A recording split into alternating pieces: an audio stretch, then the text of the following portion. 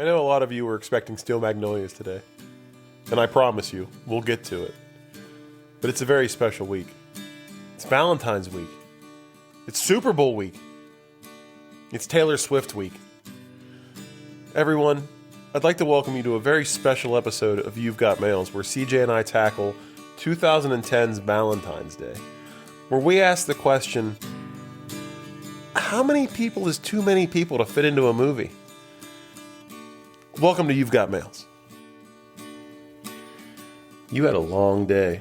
Why don't you take yourself upstairs, pour yourself a nice tall glass of wine, draw yourself a hot bubble bath, just sink down in that bad boy.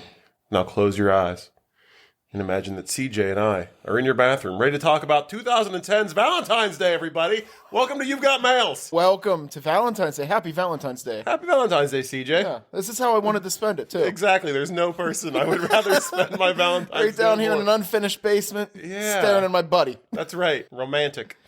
All right, I got to admit it right off the top. All right, go for it. I liked it. I wanted to hate this movie. Oh, really? See, I don't love it. I think we're going to come in a little differently here. But let's get into it. So this is a Gary Marshall film. Are you familiar with Gary Marshall? That name sounds very familiar. It should, as we were two men doing a podcast about chick flicks. This guy, Pretty Woman, Runaway Bride. They make reference to Pretty Woman in this. They do. Runaway Bride. The Princess Diaries, The Princess Diaries 2. He was also responsible for the creation of The Odd Couple, Happy Days, Mork and Mindy. This guy is huge, huge Hollywood name. So as soon as I saw his name, I was like, I think I know that name. I had to look it up because I didn't know him. Oh, you know what? We should state right off the top. A lot of people were looking to get some Julia Roberts in on this week. We are, but it's not the movie you thought. Change of plans. We ran an Audible. I know you probably came in here expecting Steel Magnolias. And you were expecting Julia Roberts and Shirley MacLaine. Guess what, motherfuckers? You're getting them. You're getting them, just They're in a here. different movie. And I promise that next week we'll talk about Steel Magnolias. It was Valentine's Day. We gotta call the audible. Although there's a lot less Julia Roberts in this movie than one might think. Which is a damn shame because I really liked her character in this. Really? I don't know that there was a character in this movie that I really could say that I liked. Come on, what about the little blonde child? Oh, he was that's too old awful. for himself? He was awful. That kid sucked so bad. So if you thought everything that we've done to this point has led up to this movie, because I thought we had a hard time covering Love Actually and all the different intersecting plot points and characters.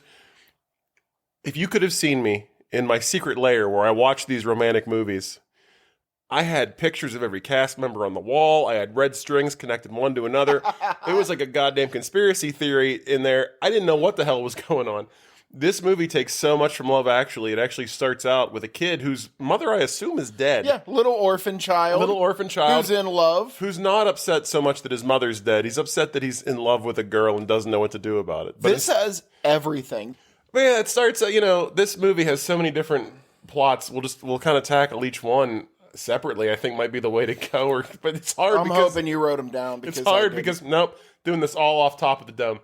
But we start out, like I said, with this little boy who I think his mother is dead. They really treat it like she's dead. He's doing Valentine's Day cards at the kitchen table, and the grandmother who's watching him now is basically he's in her care. Is like, well, it's a really tough time for him because his mom and him used to make Valentine's Day cards. Yes.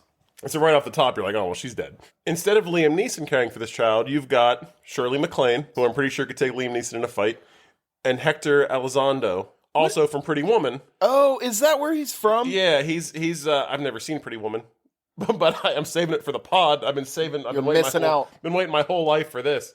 Julia Roberts is hiding outside right now. He's the hotel desk clerk. I have an odd knowledge of things that I've never seen, but he's definitely in that movie. He's definitely the hotel desk clerk, so he's in that. And we get this little story of this boy who is just trying so hard just to make sure the girl that he loves gets flowers on Valentine's Day delivered to his school. And this is kind of where you see a lot of the different stories combine. Jennifer Garner is his teacher. Ashton Kutcher owns a floral shop. He runs into him. This whole movie is just It's a mess, CJ. Well, they took, that was the thing in Love Actually. Every story sort of overlapped a little bit. Yeah. This movie is constant. Like, look how clever we are. Look how clever we are. How many people? This character's in here. How many people live in L.A.? I should have looked this up. That's what I thought. I'm like, there are millions of people. I mean, L.A. is 5 or 6 cities combined. Everybody in this movie knows each other and runs into each other at least 4 or 5 times throughout the course of the movie. It's fucking dumb, is what it is. So we get this little boy. That's the first kind of portion of this story. That's who we're first introduced to.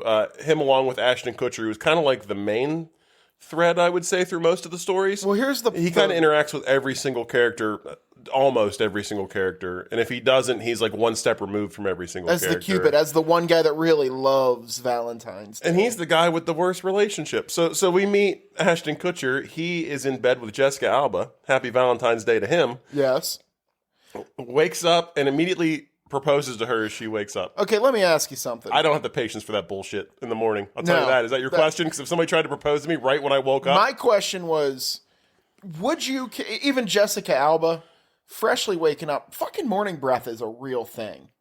Like, I love the hell out of my wife. She loves me. We won't kiss till the teeth are brushed. Oh, no, I love kissing first thing in the morning. Oh, God. Oh, yeah. Okay, so you would get into the... Okay. Yeah, well, I mean, he didn't even kiss her, though, did he? He might have. Oh, yeah, he does. Oh, all right. He goes full in, and it is just... All I could think was, like, you gotta have a little cup of mouthwash. But that was not my issue with that. It was like, put yourself in Jessica Alba's shoes. You're fast asleep.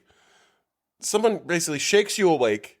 You wake up, and they're down on one knee and start telling you, like, this story about what your grandfather told you about love, and then produces a ring. And he hid this ring in his ass for 45 years. Will you marry me? I'm like, what?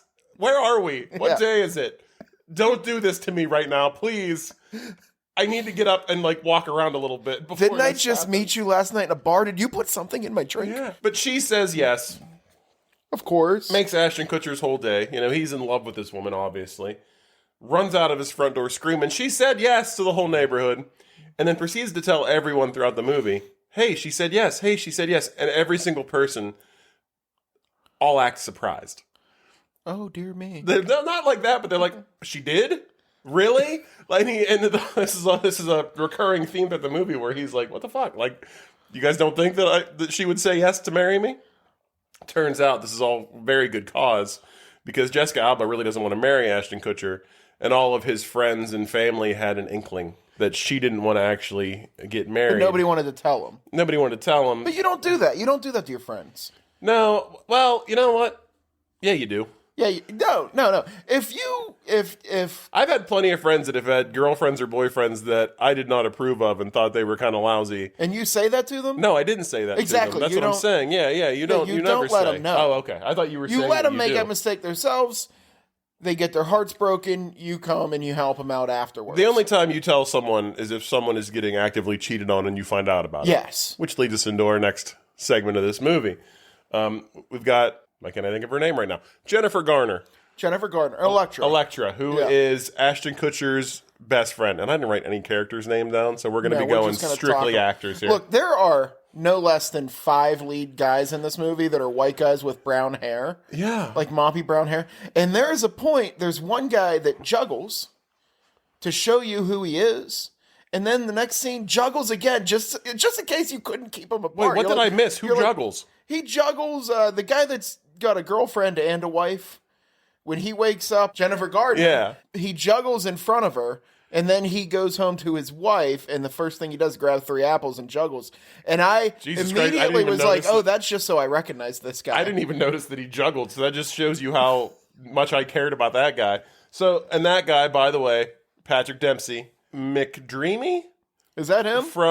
I've heard the term. You've actually got McDreamy and you've got McSteamy in this movie. There's a McSteamy? Yeah, apparently. Also, something I've never watched but have a weird amount of knowledge about. The guy that plays the football in this, which I don't know the actor's name, but I know the character's name was Sean Young. He plays the football. The quarterback. Oh, the football player. He plays the football. Yes. But yeah, he has a small, weird storyline. We'll get into that in a minute. I like this story. But yeah, so he's McSteamy, and then Patrick Dempsey was McDreamy, or vice versa. I get my McSteamy's and my McDreamy's mixed Ronald and the Hamburglar in this? No, I don't think so. They could have been. They could have. They might have been in this movie in the background. I mean, honest to God, Kathy Bates is in this movie. Good name, Oscar-winning Kathy Bates. She has 2 scenes and maybe like 5 lines. It's the weirdest That was bullshit. fucking thing that like she shows up in the beginning, she shows up in the end. She shows up in the credits. I was expecting Kathy Bates. I was expecting Kathy Bates and Jamie Foxx There's probably together. There's probably like a Snyder cut version of this movie that's 12 hours long, where every single person gets their own storyline, because there were so many goddamn or the people in Topher this movie. Grace cut where it's all like in order. Just chronological. Yes. But anywho, we got Jennifer Garner's storyline. She wakes up next to Patrick Dempsey, McSteamy, Juggler.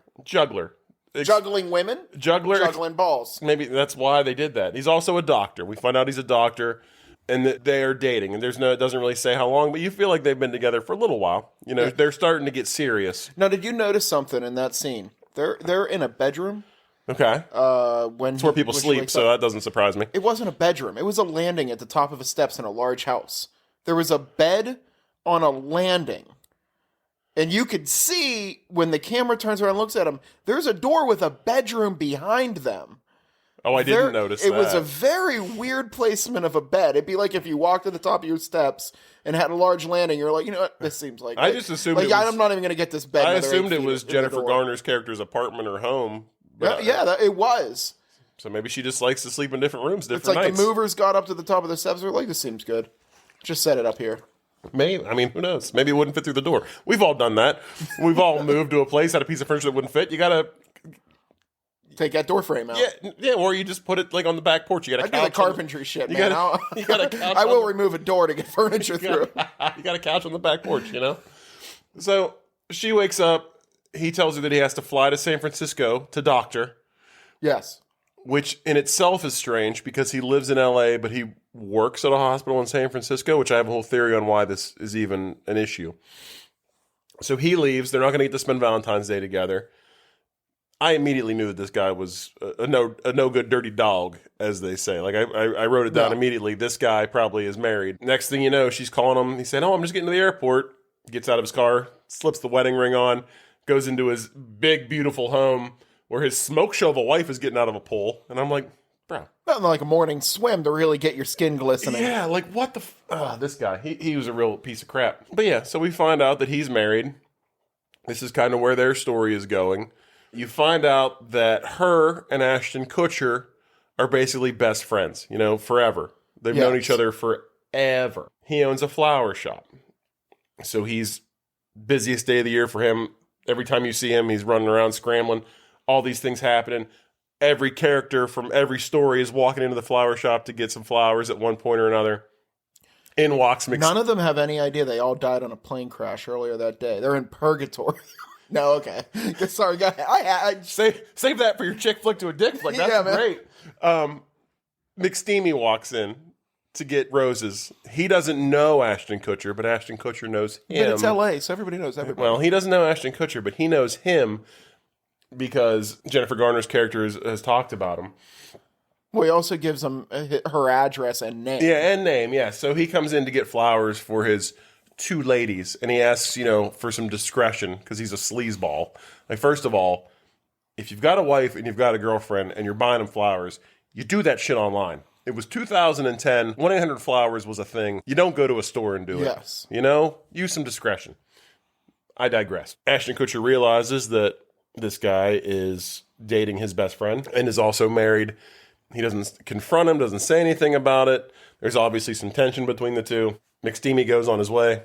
Ashton Kutcher decides that he has to let Jennifer Garner know. He goes to school where she's teaching to talk, because that's what you do. This is a huge movie cliche that I see all the time.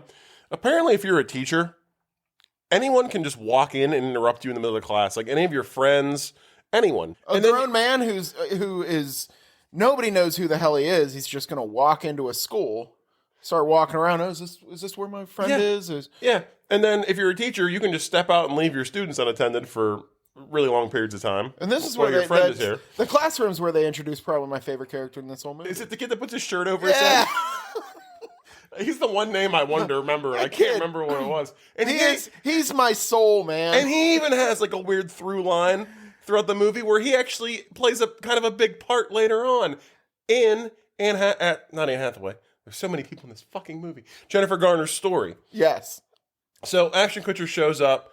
We find out that she's a teacher. She teaches the little boy who's in love, our Love Actually, if you ordered Love Actually from Wish.com, child who's lost his mother. And then she has this big classroom of kids. She comes outside to talk to Ashton Kutcher. He's getting ready to tell her that McSteamy is a married man. And then a riot erupts inside of her classroom. I'm not really sure what's happening when she has to go back in because all this stuff is happening. And he doesn't get to tell her. This is bullshit. If I find out your missus is cheating, you find out. I am letting you know. Well, he doesn't want to break her heart because, I mean, she is his best friend. So you do have to approach the situation, I feel, carefully. Well, you got to use lightly. Some tact, a little decorum. You don't just roll in and be like, I saw him inside of her. Yeah, when you have like some big reveal like that to give away, it's hard to do, I think, because you don't want to hurt the person. You're kind of trying to find the best way to do it. And he's getting there. And then all of a sudden, she has to run back into class and tells him that she has to go. So he's kind of stuck without being able to tell her. Yeah. Well, they have to set up that airport run. I'm getting to that. So from this point, he goes home. Jessica Alba is packing her things. And this is where he finds out that she doesn't want to marry him. Dude, the saddest shit. This, if there was any part of this that almost made me cry. Was it the dog? The dog leaves him. The dog makes a clear choice. Which I am going, I thought honestly, if I had to choose between Ashton Kutcher and Jessica Alba, I'm going to make the correct choice as well. The dog's smart. I would too, and I had to figure it out because I guess they lived together. They must have. I don't know. Yeah, I believe so. I thought the dog weird house and this beautiful little. Yeah, I thought the dog was his. So when she tells him that she doesn't want to get married, and he kind of calls for the dog goes to her and hops up on the bed, and then he's getting left by his girlfriend and his dog, which is double heartbreaking. But the other thing with that is that I didn't understand. She said, "I love you. I just don't think I'm ready for marriage." And then that's the next logical step is just to be like, all right, it's over.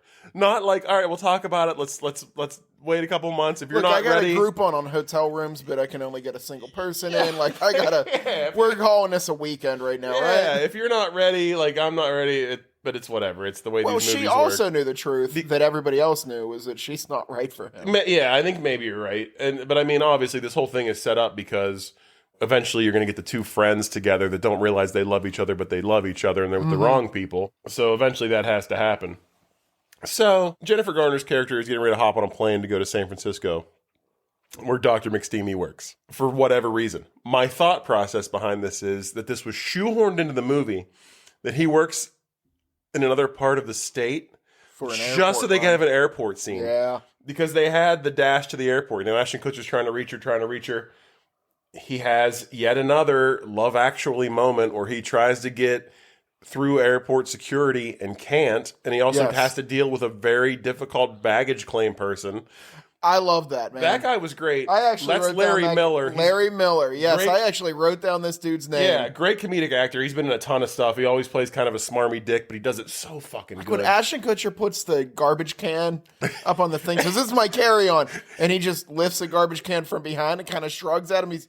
Now it's a matching set, he says. Yeah, he's great. But Ashton Kutcher, explains to him that he's trying to stop this woman he describes her as sunshine.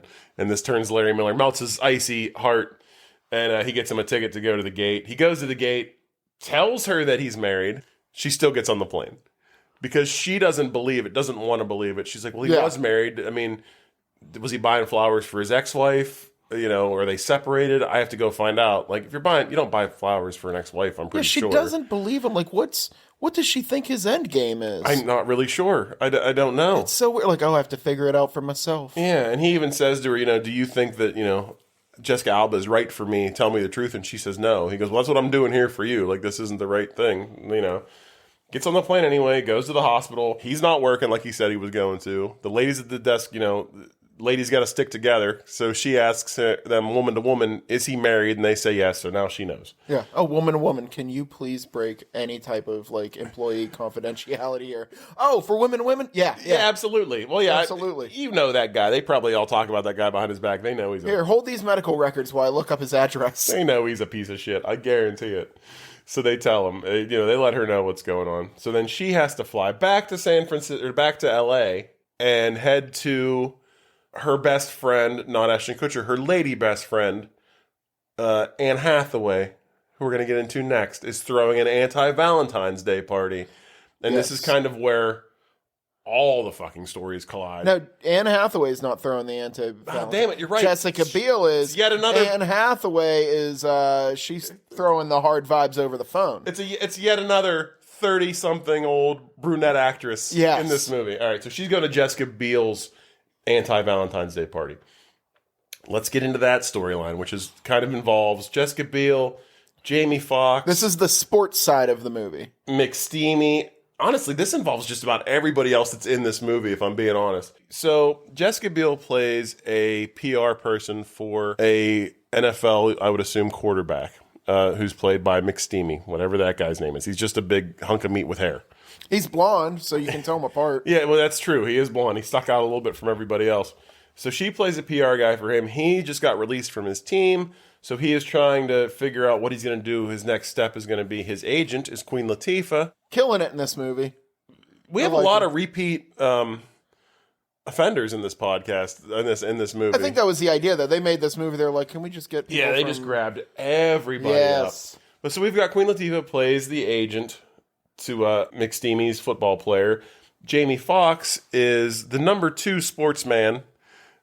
sportscaster at a local television station. Who they put on, for some reason, to interview, like, locals that has nothing to do with sports. Yeah, so in Kathy Bates' one scene, she kind of gives him the rundown that, he's getting a fluff piece. He's got to go man on the street action, ask people what they think about Valentine's Day. So this is like another like cute little tie-in throughout the movie where you see him interviewing different people with different situations about how they feel about Valentine's Day. So he is a sports reporter. He's sent out on that, but he finds out that McSteamy is going to announce either his retirement or his next steps because they don't know what they're going to do. So he has to go to Jessica Biel's character, who's his PR agent, to kind of request that if he can get into the news scrum, can he ask a question? And this is where a little bit of sparks fly with these two. She has a full-on meltdown. She has a full-on meltdown, and also crying in a stranger's arms meltdown. But it's very. Have you ever had like steamy. A stranger cry on you? I don't think I ever have. I've been at bars before where I start talking to a stranger before I know it. They're just crying. There have been some uncomfortable. Like I am the guy at the bar that usually gets the people that you really don't want to talk to you. People to talk to. I don't like it. I'm going to be honest. I'm not a big people person. Like I come off as pretty. I'm an extrovert to a sense, but only around people that I actually like and enjoy. Like my friends are my friends. Like I like them. If I'm out in public and a stranger tries to talk to me, I don't want any parts of it. Like I would just like to keep my head down, keep walking. As long as they don't give me creepo vibes, I am going to talk to any stranger ever. And they will tell me things about them. Like it is one of my favorite things in the world. If I can get somebody to look at me and just say, "Why am I telling you this?" That is a great feeling in my book. I don't care for it. I'd rather not have to deal with that. The less human interaction for me, the better in my daily life. But yeah, Jamie Foxx goes to Jessica Biel, who we find out absolutely hates Valentine's Day. And in such a stereotypical way. And loves chocolate and candy. We find that, she honestly is a beautiful woman, does not have the body of a chocoholic. No. And probably has no reason to be alone on Valentine's Day. But, we're supposed to suspend disbelief and believe this gorgeous woman can't find a date on Valentine's Day, so she's sworn the whole thing Ladies and gentlemen, look me up on Facebook. Dear German, look me up on Facebook. You will see the body of a human that hates Valentine's Day but loves chocolate. And I am not Jessica Biel quality. No offense to you, but no, you're not Jessica Biel. So we kind of get this story. Jamie Foxx and her have kind of a moment.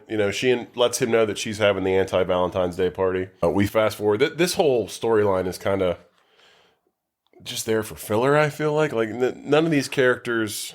Yeah, well, it's like they had Jamie Foxx. Jamie Foxx is actually a really funny comedian. Yeah, and he's also a phenomenal actor. Yeah, he has some funny moments. I mean, I was looking it up. This movie has, I think, like 16 Oscar nominations. Really? Between the cast. Like, not this fucking movie. Okay. Not this movie. was gonna be like, look, I liked it. No. That's insane. No, there's no way. So Kathy Bates had 3, Jamie Foxx had 2, Anne Hathaway had 1, Queen Latifah has 1, Shirley MacLaine has 6. Rightfully so. Yeah, these are actually nominated. 16 nominations, 4 wins. So I don't know. I mean, Jamie Foxx, I know, won one for Ray. Yes. I think Kathy Bates won one for Misery. The other 2, I'm not really sure. I always pictured Jamie Foxx as like Will Smith. I love Will Smith. Comedian, actor, singer, all 3. Jamie Foxx came along and did all 3 of those just a little bit better. Yeah, I love like they're both awesome, but he's just like the one that came by was like, yeah, I'm gonna do this just a little. Yeah, Jamie Foxx seems a little more real to me. Yes. But so anyway, we get this story. I'm going to fast forward to the end of it a little bit because there's just a lot of... This story kind of gets like less attention than the others. Like there's a lot of times in this movie where I forgot people were in it. Like you get introduced to Jamie Foxx at the very beginning, and I don't think he shows up again for like 30, 35 minutes. And in that same vein, like we were about 40 minutes into the movie, and they were still introducing characters. Like just when I thought I knew everybody, like they were like, hey, here's this guy. Here's Grandpa. Yeah. So, we fast forward to the end. The football player has his press conference. He decides that he's going to, not to retire, but to announce that he is gay. Surprise. That shocked me. It was a swerve. I wasn't ready for it. Got the toothbrush right there in the bedroom that he threw out. Yeah. I mean, they kind of, I guess, after there are some hints. Like, he lives on a nice, like, beachside house. He comes out, and there's some very attractive ladies outside in the sand playing volleyball or whatever. And they're like, hey, when are you going to come over? And he's like, oh, I will at some point. Like, it's very tempting. He does have one of my favorite lines of the movie. There was a couple great lines in this, but when they ask him if great's a he's strong word, but go on. He says, like, they ask him if he's going to play football next year. He goes, I'm gay, and I'm going to play.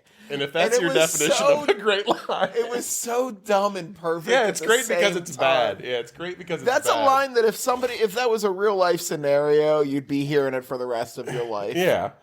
So that's pretty much his story. And then Jessica Biel, who's throwing the anti-Valentine's Day party at the end of the movie at this Indian restaurant. There's an Indian wedding happening, and then her anti-Valentine's Day party with a giant heart piñata that everyone smashes. A lot of the characters come together at the end, Which Electra came in there with that baseball bat. I'm not a huge Jennifer Gardner fan. Like not like, oh, I don't find her like, smoking hot.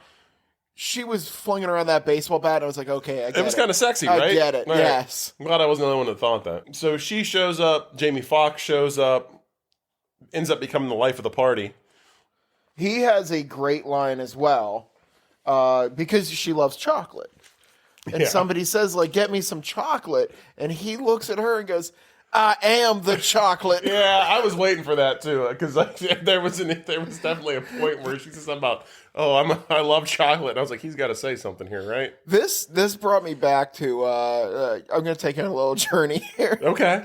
I don't know why. You ever have something, you hear something, and it just makes a few neurons start popping in your head, and you remember something. Absolutely. I was working an event once. I had a part of my life where I would work at events, parties, things like that, and it was a big corporate party. There was maybe 1 or 2 African-American people in this entire party. 100 or so people. Really just a cornbread event. Yeah. They had a small raffle, and you could win like a $500 gift card or a trip somewhere. At one point, like the grand prize goes up, they call a number. The African-American gentleman next to me looks at his ticket and screams, "Chocolate Thunder!"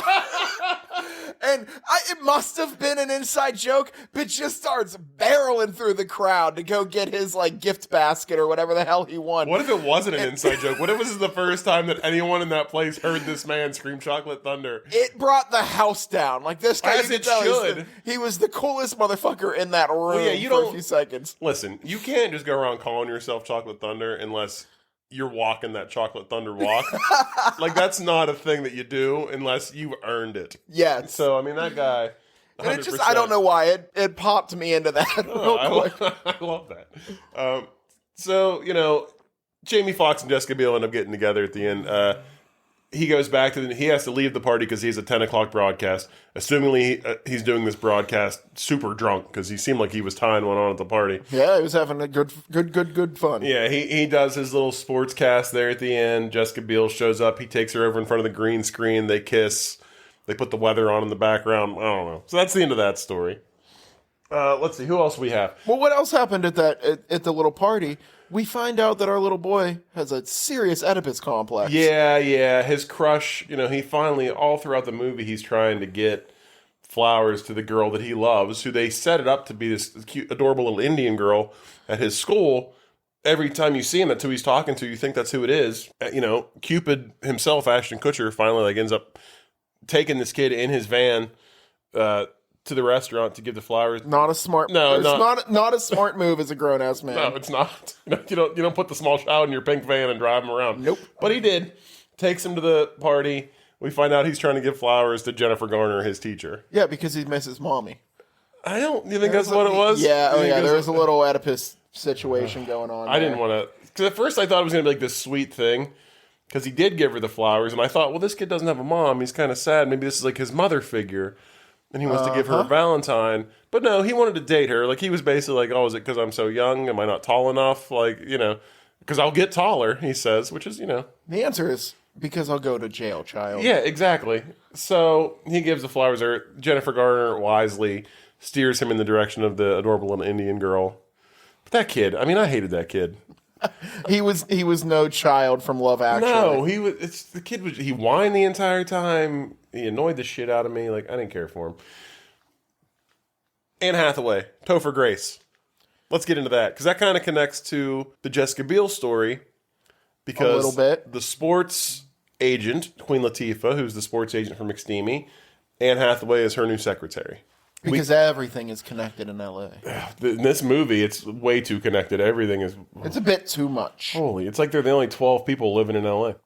This storyline kicks off kind of the same way a lot of them do. Two people waking up in bed together. And it's Topher Grace, Anne Hathaway.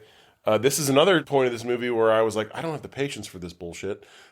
She wakes him up by snapping Polaroid pictures in his face while straddling him. And I would have just kicked her right off the bed. I probably would have rolled over and just sent her flying across the room. I don't know who has this kind of patience. No consent. No consent. Yeah, I don't. They've only been dating for 2 weeks, and somebody's like, could you imagine, like, if I was dating a girl and I just all of a sudden started snapping, like, weird Polaroids ever while she was still asleep? Like, that wouldn't go over well. Well, let me ask you something. All right, go ahead. If you were dating a girl for 2 weeks, Anne Hathaway or not, and you found out that her side gig was phone sex operator. Not just phone sex operator, but the kind of phone sex operator like the feds, like they are on 24/7 for some reason. Yeah. You wouldn't mind, would you? Adult phone entertainer is what she called herself. That's what we call it in the biz. Sex work is work. We're all I'm in for very this. I'm very sex But let's positive. call it as it is. It's phone sex. I'm very sex positive. I wouldn't get. You're talking to some guy in Russia. Like, it doesn't matter to me. At like the oddest times. But that's Come on, 9 to 5 this. That's the thing that would bother me, is that you're constantly on call. That would bother me. That seems a little Not odd. the actual job itself, but like the time, the hours would bother me quite a bit. Because, we're out for dinner, at a funeral, and all of a sudden you got to go out and... Joe one off in the bathroom while you're talking to Sergey. Yeah, I'm not down for that. No, not at all. So, but anyhow, that's kind of the end of that story. We find out, they've been dating for a couple weeks. Topher Grace is the country bumpkin, I guess we're calling him, from Indiana. He's new to L.A. He's not really an L.A. guy. He's just kind of like this out-of-town kid who's met this girl that works in his office that he fancies. And they've been dating for about 2 weeks. And their kind of plot line also doesn't really get a whole lot of attention or fleshed out. It's just kind of a reason to use 70 to 80 different accents. Yeah, in this she killed which all I of them. thought she was great. Yeah, I was impressed by all of her accents, honestly. But, the whole thing is kind of like Topher Grace doesn't even know that it's Valentine's Day, realizes the morning of, after they've already slept together and she's left for the day, so then it's his kind of job for the day to try to decide what he's going to do for Valentine's Day. He bought 2 tickets to see a movie at a cemetery, which I thought was odd. Is that must be an LA It thing. is. I actually had to look into that. They do that every year on Valentine. I don't know if they do it on Valentine's. Like you hang. Do you? It's the Hollywood Cemetery. Is it a point in the cemetery where there's not graves, or are you sitting on? I think a you're grave? just desecrating the dead the entire time while watching a movie. You're like, I'm getting Jim Morrison this year. I've been waiting in line all fucking day. You're probably watching movies that someone buried in the ground there was in at some point. It's a little macabre.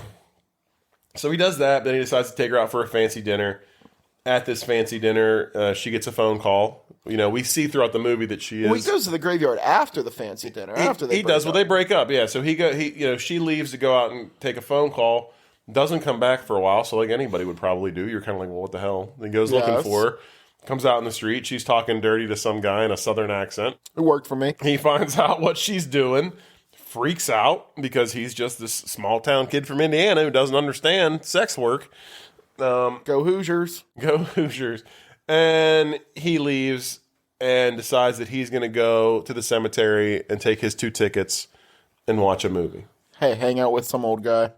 Here's another storyline. God, they could have cut 2 of these out. They could have cut a lot of these out. So Hector Elizondo, Shirley MacLaine are the grandparents that are watching after this small boy. Oddly enough, you know, in the movie you find out that Shirley MacLaine had an affair, had to have been, what are you thinking, like 20, 30 years prior to the time of this movie? At this point, like, it's been a long time. But they're getting ready to renew their vows. It had to be even longer than that. It's bothering her, so she confesses to him that she's had an affair. If you had an affair and 40 years have gone by and no one's found out, you keep your fucking mouth shut. That's what I think. Like, first of all, you're just gonna... You do the Bridges of Madison County thing. You wait till, you know, all the hurt parties involved are dead. Yeah, you write a note. And you write a notebook. Yeah, you leave a scavenger hunt for your kids so they can find out you were a freak. So, you know, long story short, she tells him they pretty much break up at like 80 years old. Weird old person breakup. He goes to the cemetery. He's in line to go watch the movie. They do it every year, but this year he's alone. He gets right up to the ticket taker. They sell out of tickets. Topher Grace is sitting off to the side with his 2 tickets. He goes, well, you know, I'm going to take this old man to the movies with me because that's what you do on Valentine's Day. Heck yeah, man. You see a movie in a graveyard with See, that's me at the bar, picking up a weird stranger to talk to. Yeah. So I'm just going to be like, that guy. That guy looks like he has a story. So they go in, and these 2 storylines kind of tie themselves up together because Hector Elizondo is talking about, you know, when you meet somebody and you fall in love with somebody, you kind of accept them for everything that they are. Like, he's kind of coming to the realization that, like, he loves his wife still, even through all the stuff that he found out. And this kind of makes Topher Grace think, well, you know what? I do really like this girl, even though she's an adult phone entertainer. And, you know, I should see where it goes. So he takes off to go find her. Shirley MacLaine shows up in the cemetery wearing the most gaudy red outfit I've ever seen. I'm not sure. Here's the thing I couldn't understand. At one point, they look at the screen, and he goes, there she is right there. That's Shirley MacLaine on the screen. Oh, so is she playing herself in the... Like, my fucking brain's breaking. I don't think so. I think it was like an Easter egg. Okay. They're not saying, like, she was an actress. I don't know, famous Hollywood actress. She could have been, like, because it's in L.A. Like, maybe she wasn't actually playing Shirley MacLaine, but maybe she was playing herself. But I did read, you know, that was a little Easter egg they put in the movie they're watching at the cemetery, star Shirley MacLaine, and she's in it. It's not an Easter egg if one of the characters goes, that's her right there, and points at the screen. Yeah, I guess you're right. Yeah, so it's not. That's you don't search for that. It happens. It happened so hard it was confusing. So maybe she is playing Shirley MacLaine. It's in an alternate universe. I think so. I don't know. This movie's so convoluted. So I'm gonna say again, I liked it. I don't know why.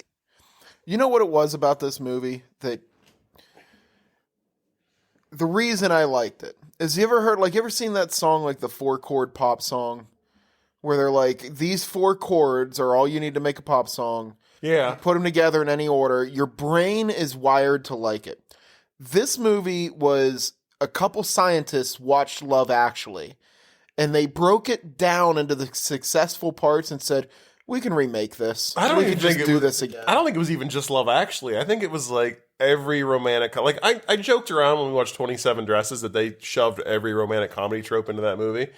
I had no idea. Like, my eyes are blown wide open right now because I had no clue like how many actual tropes there were that you could just shove into one movie. And then put a little Taylor on top of it. Well, let's get into that. You know what, everybody? The Super Bowl is just days away. What better time than now than to talk about Taylor Swift?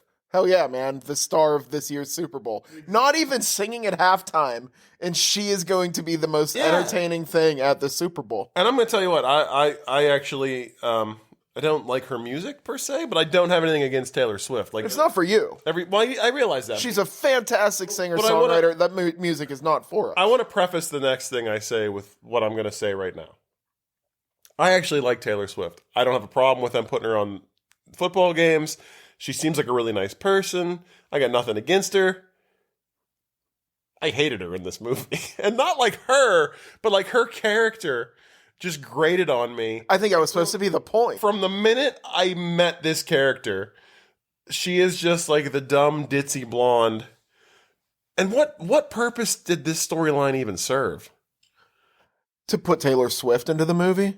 That was it. And Taylor Lautner, who was pretty big at that time, I think. Taylor. And I think they might have been dating at the time, too. I think they dated at the point. Not to shame Taylor Swift, but probably. Taylor Swift's lawyers come at us. It's fine. We're ready to take on. She's a lovely girl. You know my favorite thing about Taylor Swift? She came to Pittsburgh. She did a concert.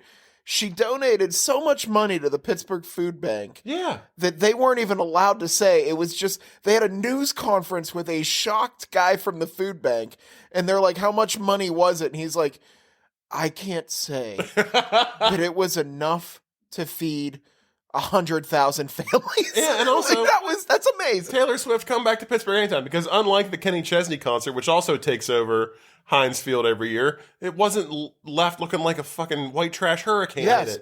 Even Taylor Swift fans, good on you. You're very respectful. I know people that work down in that area and said Taylor Swift fans are the fucking best. Yeah. They're cleaning up after themselves. Oh yeah, oh yeah. I'm all about Taylor Swift. Not in this movie. Not in this movie. I'm all about Taylor Swift. But her and Taylor Lautner's character kind of, I guess, act as like a secondary part of another storyline. Yes. Starring not Julia Roberts, but her niece, Emma Roberts. I don't like her. You don't like Emma Roberts? In this movie or like as a person? You know what it is? If you're a confirmed woman beater, I have to write you off. I don't like you. But I gotta be fair. Is Emma Roberts a confirmed woman beater? She's a confirmed man beater. Really? And because of that, I have to write her off. Who did she have beat? To be fair. She was with Evan, I don't know his last name. He's the guy that played the Quicksilver. Yeah, Evan Peters. Evan Peters. Yeah. And they ended up breaking up. Both it was in like an this American whole Horror thing. Story, I think. And it came out like he was super gracious about it, where he's just like, yeah, we just didn't see eye to eye. And then like friends started coming out, where like, yeah, she'd beat the fuck out of him. Really? Over and over again. Like, very abusive, apparently. Well, geez, I had no idea. Yeah, and now it's... Because I loved American Horror Story. Yeah. She was amazing in that. And I loved her in Scream Queens. Scream Queens. Yeah. Can we do a podcast about that? That was... Why that not? show was amazing. That's kind of like the chick flick of horror television series. We can do a spinoff. Anyhow. Yes. Anyway... But let's talk about these teenage love lust monsters. This was a fucking weird one, too. So, their whole storyline is that it's Valentine's Day. They both just turned 18, I think is what she says. Or she's 18 now, she says. So, they've decided to plan their first sexual encounter during the lunch period of school that day. Seems like an odd play. Super weird. Like, they've planned it out. Her boyfriend, who seems like a nice enough guy, is going to have it at his mom's house, his parents' house. Oh, her mom's house. They're going to have it at her house because they're away for the day. So he leaves during lunch to go get things set up. You know, we don't really know what that means. He's going to go get things ready. Which they leave from the same school. They do, but I think he wants to, get there ahead of time. Like carpool. Maybe some fucking gas. Yeah, but it's your first time. You want to go like he does. He gets a few push-ups in. Maybe you want to fluff a little bit. Wash the balls. Yeah, you want to be ready. We've all been there. Exactly. Yeah, you want to be ready. So plus obviously he has this grand scheme to play the acoustic guitar for her before they bone down, which is just the fucking worst. So he goes to her place, takes off all of his clothes, straps on an acoustic guitar, and starts practicing the song that he's going to sing for her. It's at this point that her mother comes home from work early. And it's also at this point where I said to myself, I've seen this on Brazzers. And I thought that the mom walks in on him, nude, playing the guitar. I was like, well, this took a strange turn. This is not what I was expecting. I'm not saying you got to own the mom, but you got to own the situation. You just, at that point, you just got to be like, you know why I'm here, right? He like freaks out. He starts saying I'm practicing or something. I mean, the mom bought it. Did she? Yeah, but like he was like, I'm just practicing. She was like, naked? He's like, yeah, it makes me feel more comfortable or something. I don't know. But my favorite part of this whole thing was he keeps walking towards the mom trying to explain himself while he's naked holding a guitar. And the mom is just like, stop walking towards me.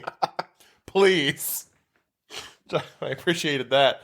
So instead of like her leaving him to put his clothes back on so he can leave, she continues to stand in the room. He has to gather up all of his things and then run out of the house naked. Yeah, you gotta just own that situation. You gotta look, you know what's gonna happen. Give me 5 minutes. I'm gonna put my clothes on. Get the hell out of your house. I'm sorry. I don't think you can say I know you know what was gonna happen because I mean you're still trying to date this daughter and no mom is gonna be cool with that. But you also need to be like, I'm real sorry. Can I just have a minute to put my clothes back on, as opposed to running out into the street? Thankfully, Emma Roberts was on her way home. And picks him up totally naked in her convertible Volkswagen Bug and doesn't seem to be at all shocked by the fact that he's completely naked. No. Only covered by an acoustic guitar. So there's that. Also, the Volkswagen Bug seemed like a weird play.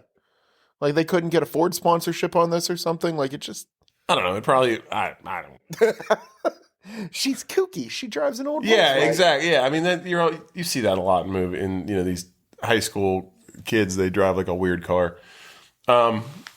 But then their story that's really the last you hear from them until the very end, where you find out that she's the babysitter of the little shithead boy. He's the delivery driver for the Indian restaurant where the anti-Valentine's Day party is happening. And Ashton Kutcher is his florist. And Ashton Kutcher I'm his florist. is his florist who drops him off. And, it's okay, officer. I'm his florist. Please release him to me. Put him back in my van. Sir, step out of the vehicle and put your hands behind your back. So, he kind of tells her, hey, I paid the valet to watch the kid for a little while. I got the delivery van. We can go make this happen still. And then she, thankfully, shows some reason and kind of says, hey, I don't think I'm ready for this yet. I'm not ready to lose my virginity in the back of a PT Cruiser that is decorated for an Indian restaurant delivery service. And I appreciated that about her. I've spilled Indian food in the back. I fucking love Indian food. Yeah. I've spilled it in the back of my car. That smell does not come out. It's not the, and she's, she says, I want it to be special. And that would definitely not be special or memorable for anyone. So good on you, kids. I appreciate the fact that you had some restraint and didn't take it that far. Am I Oh, you know what? Also, I'd be super fucking pissed if my Indian delivery showed up in a car with two people that just had sex. Yeah. It smells like sex and curry in here. Oh, that's going to be the name of my autobiography one day.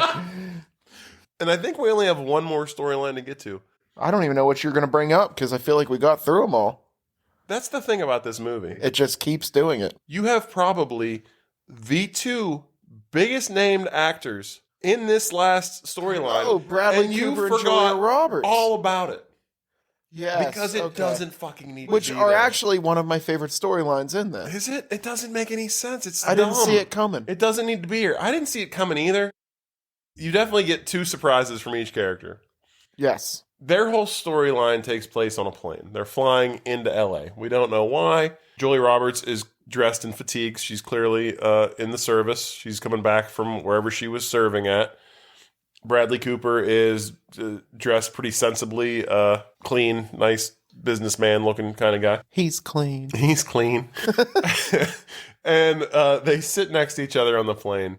Bradley Cooper's trying to make small talk. You get the feeling that Julia Roberts doesn't really want to talk too much. And that's kind of where you leave them at first. You come back, they're laughing, having a good time. It's like they're best friends all of a sudden. Yeah. There was no real turning point that made that happen. You were just supposed to expect that all of a sudden she was being very cold and unwelcoming at first, and now they're playing fucking mahjong on the fold down table on the airplane. Whatever. So, you get the story. They're both flying back for unspecified reasons. She tells him that she's only coming back for the day. She has to fly back out tomorrow. And he's saying, oh, well, it must be a pretty special guy for you to come back on Valentine's Day just to spend the night. That's a long trip. She's kind of talking to him about he doesn't seem to be a romantic type or like Valentine's Day. So you get the feeling that maybe he's in a relationship or is out of a relationship and it's kind of upsetting him and he doesn't want to talk about Valentine's Day. But there's also like, you kind of feel like maybe they're going to end up together. You feel like she definitely, when he keeps saying that, you know, she's going home for romantic reasons, she doesn't really, she's playing it off. So you kind of get the feeling, at least I make those cards with the boy. CJ, spoiler alerts. Oh, I'm sorry. No, yeah. So we find out Julia Roberts is this kid's mom. She's not dead. She's That hit just me. at war. If for some reason in the middle of the Indian dance scene, Yeah. it just hit me. I'm like, Julia Roberts is the mom. That's the special guy she's going For some home reason, to. I thought that she was going home for like a funeral or someone had died. Because it's like whenever he would bring up, oh, you must be going for somebody special. Like, why wouldn't she just say, I'm going home to see my kid? So here's what I was thinking about this. Was all of that was discussed early on the plane, just not shown to us. No, because even So all those scenes where even at the end when so they get back to the airport, they go their separate ways. You find out that Bradley Cooper has like his own driver and a limo. We don't still know what he does or what his steal is, but he sees Julia Roberts waiting for her baggage. Goes over to talk to her and she's like, "Well, I can't get a cab for like a couple hours. The shuttle to the rental car place, like take me forever to get home." how much baggage did she need for like a 19? She only had a duffel bag. Yeah, well, she had a duffel bag. Yeah. That's probably what I would take. So, you know, Bradley Cooper offers, you know, let my driver take you to wherever you're going. He gives her a hug and a kiss. And he goes, he's a very lucky man to her. So, like, it was never discussed. He doesn't know. No, he still thinks she's going home to, like, be with, like, some love interest. Like, why would you be on a plane for 19 hours and not even discuss, like, I'm going to see my kid. Love him. TJ, I'm telling you, this movie was not very well done. It was not very well thought out.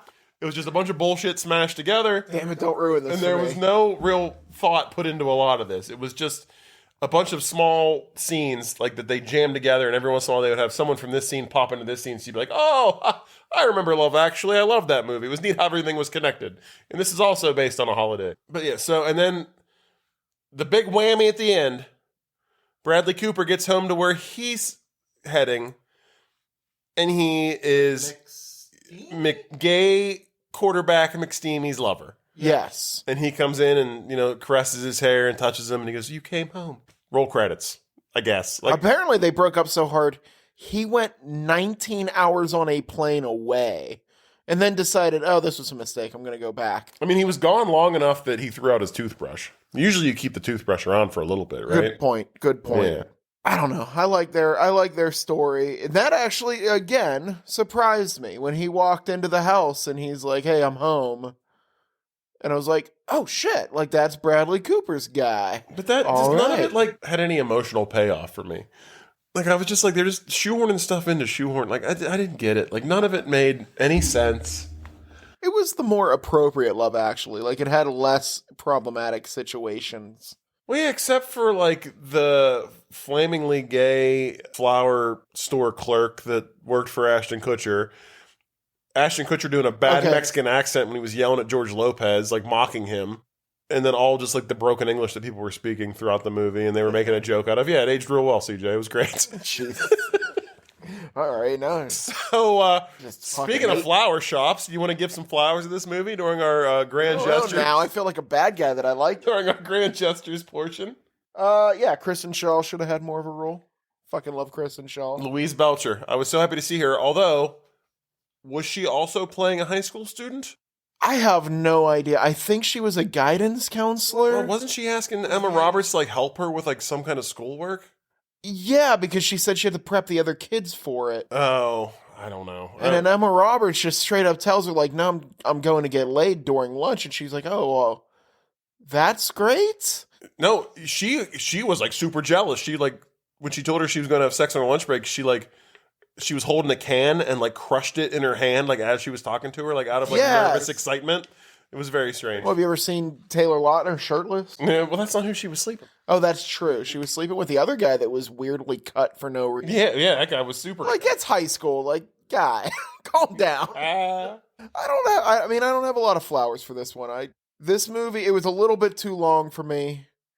But other than that, it was an enjoyable time because it was basically a bunch of people saying, let's try to make Love Actually again. And I really liked Love Actually. Yeah, well, that's the thing. I love Love Actually. So I think for me, if you're going to try to remake Love Actually, you better come correct or don't come at all.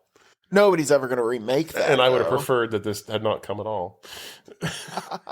I loved Queen Latifah in it. She was good. She was awesome. Even her little ending scene where she decides to pick up, like even the scene where she comes out of the office and realizes, like not even realizes, already knows what Anne Hathaway's up to on the company phone.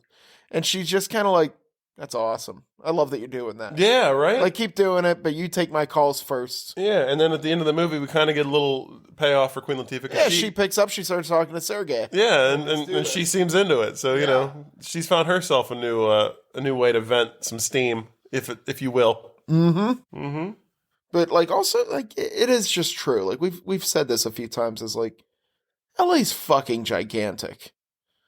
Yeah. You're not going to cross over with like 45 people. Like that was the only thing. Love Actually did it better in just having those brief like crosses. Yeah. Where this one you could tell the writers were just like, let's connect this person to this person to this person. Yeah. And my absolute favorite crossover was, we didn't even talk about, with Jennifer Gardner going in and, is it McDreamy, right? Yeah. Confronting him and his wife. Oh, yeah. And then when she goes out and the guy at the front door of the restaurant, did you notice? He's got the pictures of the kid with the shirt over his head, who was like our favorite kid from the class. My favorite little thing where, you know, in the writer's room, they were just like, fucking they took the rest of the day off. Yeah, that would work for me. Like, that was a mic drop moment. Like, you know what we can do?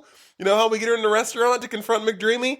This kid's dad works at the restaurant, helps her out because he's her she's his favorite teacher. Guys, let's order lunch, call it a day. And I just love how that writing's done for the day. I just love how that kid kept putting his shirt over his head for no reason. I don't know what that was about. I hated it. Even like in the middle of a soccer game, he was goalie and he kept putting his shirt over his face. He's like, this kid's a terrible goalie. Like, there's no way any of this is going to work for him. I don't know if you've ever seen a 8-year-old soccer game. They're all terrible at it. All right. But all right, your turn. Let me know. Did you like anything about this movie? No, not really. Listen, it was a little long. I didn't find myself like stopping to see how much more time I had left, so I guess that's good. It was like inoffensive, like fun. Like it was okay. There were some parts that made me laugh. I got a few chuckles, but yeah, nothing, like not really. But what I do have to say is I really feel like if they really wanted to like just really fucking bite Love Actually steez, is you put Mr. Bean as the oversized baggage claim guy. Missed opportunity. Yeah. Huge missed opportunity there. He should have been in the movie. Secondly, I found this interesting. Julia Roberts had 251 words of dialogue in this movie, which is not a lot. I'm guessing $11 million. Is that what you're going to tell me? She was paid $11,952 per word, essentially, and only made $3 million. Okay. But she also, in her contract, got a return on the box office, so she ended up making like $10 million for this movie. Wow. But I don't know why she was in this movie. So she got $3 million for the words coming out of her mouth. Yeah. Do you know what you could put in my mouth for $3 million? Like that is a lot of fucking money. Yeah, but that's really all I got. I don't really understand why she's in this movie. This movie went by, and I just completely forgot that people were in it for the longest time. Like, I literally, several times, I was like, oh shit, I forgot Kathy Bates was even in this. You're waiting for Chiwetel Ejiofor to pop out. Yeah, oh shit, I forgot fucking Jamie Foxx was even in this. Yeah. And that to me says you probably had too many fucking people in this movie. Because even with Love Actually, two storylines out of this and made it pretty like coherent. even with Love Actually, like I remembered everyone. Like I was excited to see what happened to the person next. In this movie, I was just like, oh shit, I forgot you were here. So, yeah, that's about it. Shall we turn this chick flick into a dick flick, CJ? Yes. All right, I'm going to let you go first on this one. Yeah? Oh, okay. You think you got the better one? No, but I need time to think about it, because I did not prepare at all. Oh, that's terrible. So there's a box in this. The very beginning, Ashton Kutcher's they have a weird little montage of him buying flowers. And I'm guessing like it was like a co-op, like giant flower deposit. Yeah, it was like a co-op kind of thing. Like it was where all people go, I guess. You know, I mean, I used to work in a flower shop, Oh, did you? Yeah, and that's where you... Oh, you really buried the lead on this. How did you not mention this until now? I don't know, because it wasn't that exciting. How was Valentine's Day? Did you work there during Valentine's Day? Yeah, I made a bunch of arrangements. Like, I was the guy that basically, you came in and ordered a dozen roses, I'd put the fucking baby's breath, the leaves, and I would, like, roll everything up and hand it to you, yeah. This is shocking. I'm sorry, I didn't even... I've never heard Honest to God, I buried this so far back in my brain that it just popped to my mind now. Like, the fact that you know what the fuck baby's breath is. like, watching this movie, it didn't even occur to me that I worked at a flower shop at one point. This is amazing. But yeah, you would have to go somewhere to buy all your flowers, and it was usually like a co-op, like a big warehouse building, where there were like a bunch of vendors and like people that came in from like wherever they harvested the flowers. My guy, you are and Ashton would buy them Kutcher from this movie. Fun fact, I don't know where I put my car either. I don't know where my car's at. Terrible. All right. All right. So his like best buddy at the Flower Depot co-op is like a little older Asian guy that gives him a box and says, "Go ahead and give this to her." Which, all right, like we know like we didn't know then, but we know at the end it was a flower. It was an orchid. I thought it was a mogwai. You son of a bitch. No! Oh no! You son of a bitch. This isn't yours too, is it? No! Okay, When I wrote in my notes, I was like, but that's a mogwai in that box. I'm sorry. Look at my notes right there. Gremlins, Mogwai. So, I'm sorry. in my movie, I can't believe you knew this. In my movie, Great minds, man. he goes home, and instead of leaving him, Jessica Alba's in the tub. Real romantic, sexy kind of scene. You know, bubbles. So you're not seeing anything. And he goes, "Oh, I'm so glad to see you. I got you this." Yeah. And he hands her the box, and she opens it, and a fucking mogwai, surprise, doesn't realize he's in the tub, falls in immediately. You don't put water on a mogwai. No. Gremlins started this is the through line that connects all these people, is they all murdered one at a time by gremlins. Oh my God. I love it. And we have Gremlins 3 Valentine's Day. I love it. Valentine's Day. See, I thought mogwai, but I didn't think that far into it. And you put the time. The guy kind of had a vibe of an old, wise Asian guy. Yeah. And he sort of looked a little bit like the guy from Gremlins. Yeah, you put in the legwork. Yeah, no, he definitely did. And that's exactly what literally, like, he got that box. He said, "Don't open it." And I was like, there's a fucking mogwai in that box. Like, 100% a mogwai in that box. Fuck yeah. And, like, there should have been gremlins in this movie. All right. So mine, it's so hard to do because there's so many different storylines. Like, you did it beautifully where you're just going to have every single one of them murdered by a gremlin, which I love. Yeah. I wish I would have thought of that. Actually, I wouldn't do that until about the hour point, though. I want you to really think this is a romance movie until they're all murdered violently. Absolutely. So I'm just going to take one particular storyline and make it a dick flick. Okay. And it's the one that got the least amount of time but had the most star power. So we've got Bradley Cooper. We've got Julia Roberts. Okay. They're on a plane. Julia Roberts is coming back from the military. She's coming to see her son, which you actually get this established up front, so you're not surprised at the end. She hadn't seen her son in like 9 months. It's Valentine's Day. It's a special day for them. She's coming home to see him. She sits down. Bradley Cooper's next to her. Well-dressed, clean, polite. And they turn up the romance a little bit more in this one. Like, there seems to be a real connection. Like, he's flirting. She's interested. And then at one point, different passengers on the plane stand up and they start to take over the airplane. Oh, I see where this is going. It's a terrorist situation where they're taking over this plane because, surprise, Bradley Cooper is the head of this terrorist organization.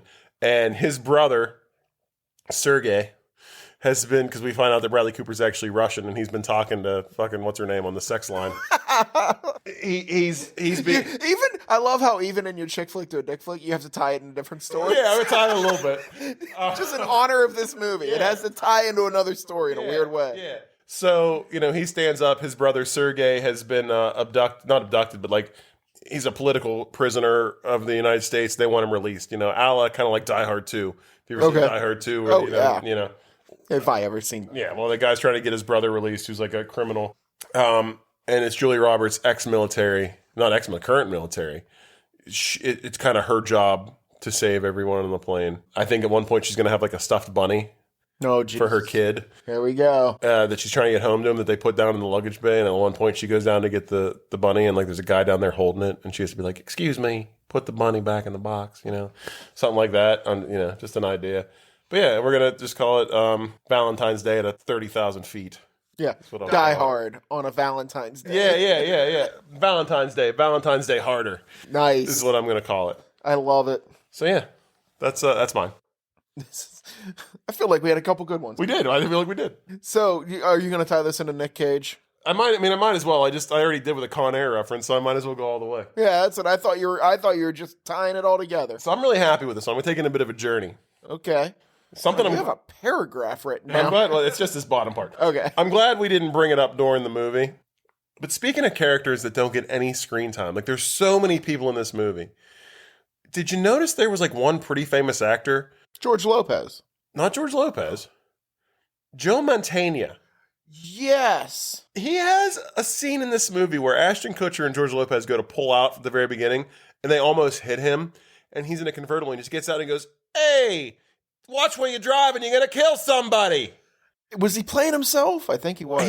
I don't know. He's uncredited in the credits. So it doesn't it's LA. say who he Everybody is. knows each other there. But it's fucking Joe Mantegna. You don't see him ever again.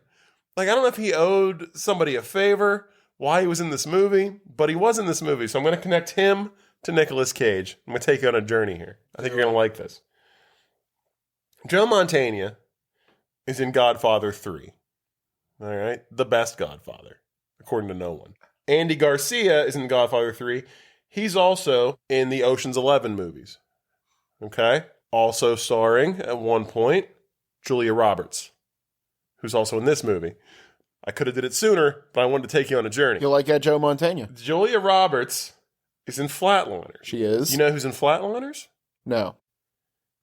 The man that has inspired this whole segment, Kevin Bacon. Yes. Kevin Bacon is in Hollow Man with Elizabeth Shue. Elizabeth Shue is in Leaving Las Vegas with Nicolas Cage. Boom. And you're welcome, America. God bless America. That's right. And Germany. Hi, Germany. And Germany. And Finland, oddly enough. Finland, yeah. We got a Finland listener. Yeah. Thank you. So I'm going to go ahead and add Nick Cage into this movie. The obvious thing that I would have done was make him the Mr. Bean character, the Rowan Atkinson. Yeah. I don't like that. What I kind of came up with was there is that scene at the end where Bradley Cooper comes into the house and surprise, surprise, he is McSteamy's husband, love interest. Yeah. And they get back together and it's super romantic right there. I would have loved if he came in, did the exact same romantic thing, and then McSteamy just goes, Nick, he came back. That's right, love triangle. I love it. The three of them. They were missing one of the legs of the tripod. Beautiful. Yes. I'd pay to see that threesome. And of course, it's Nick Cage playing Nick Cage, as he does. Well, yeah, obviously. He walks out in like a Superman costume with the ass cheeks cut out. I don't. It's just an idea. Wow, you're taking that to a different place. All right, let's rate this thing. I'll let you go first. 3.25. 3.25. You Fuck it, 3.5. I don't know why. You want to talk about it? I feel like I need therapy. Like, why did I like this movie? There's no reason to like this movie. You're like, this movie is the Shirley MacLaine to your Hector Elizondo. You know it's done awful things. Yes. But you also know its true intentions and what it used to be, which was fucking Love Actually. So you have a hard time. And what it actually is just a money-grubbing ploy to get my attention. And it fucking worked, man. Yeah, that's fine. I mean, hey. Hey. Same reason I eat from Domino's Pizza. Like, it's trash, but it's the trash I like. At least this movie won't give you explosive diarrhea. Not yet. I'm all bound up thinking about it. Let's see. Speaking of explosive diarrhea, let me give my rating. Do it. This is going to be bad. No, I'm going to give it a 2.5. Oh, yeah, that high? Yeah, I mean, I didn't, like I said, it wasn't hard to get through. Like, I usually judge a movie on, like, how much I'm just like, fuck, is it over yet? Like, it went, for being a 2-hour and 15-minute movie, I felt like it moved along pretty well. Because they didn't stick on one storyline for more than fucking 2 minutes. Like, it was like jump, jump, jump, jump. But like they tried so hard to connect all this. It really was just like someone saw Love Actually. And I know, like, I mean, stick with us for New Year's, because apparently there's another movie called New Year's Eve, which is the exact same fucking thing. It's just a bunch of interwoven. It's a whole thing. It's like it's almost like a so Love franchise. Actually, Love Actually kickstarted the whole thing and did it in my mind perfectly, and I love that movie. This just, they tried so hard to recreate it and just fell short. But I mean, I can't say that I hated it. Some of the performances were okay. I mean, like I said, it's a lot of talented people. They just weren't given a lot of great material. My description is that they tried to do it and they succeeded, but they did it in a very soulless manner. Yeah, absolutely. I can see the gears turning. I don't know.